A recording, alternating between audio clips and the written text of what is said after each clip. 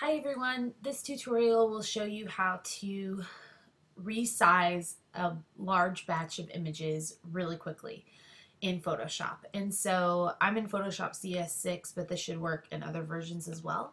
And so the first thing you want to do is go ahead and open all your images that you want to use. And so I'm going to go to File, Open. Mine are on my desktop. I'm going to pick these four, but you can open a lot more pictures at one time. So I'm going to hold Shift and select all those and open.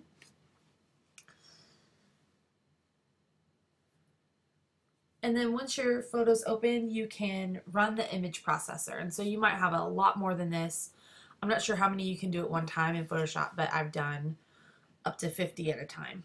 And so I'm just going to go to File, Scripts, Image Processor. And this window will come up and it's going to ask you what you want to do. And so you want to use the open images. And if you hadn't have opened your images, you could you could always click on this button, select folder, and then go in and pick your images that way. But we already opened them, so let's just use use open images. And then you need to tell it where you want it to save your images. And so sometimes I just say save in same location, and it'll create a little folder in that same folder where the originals are. And then in number 3, you can tell it what you want it to do. And so I'm just going to save it as a JPEG because they're going on the website. Quality, it goes up to 12 in Photoshop. And I want to resize to fit. So I'm going to click this box. And for my purposes, I need this to be 1200 pixels by 800 pixels. But you can put your other numbers in there.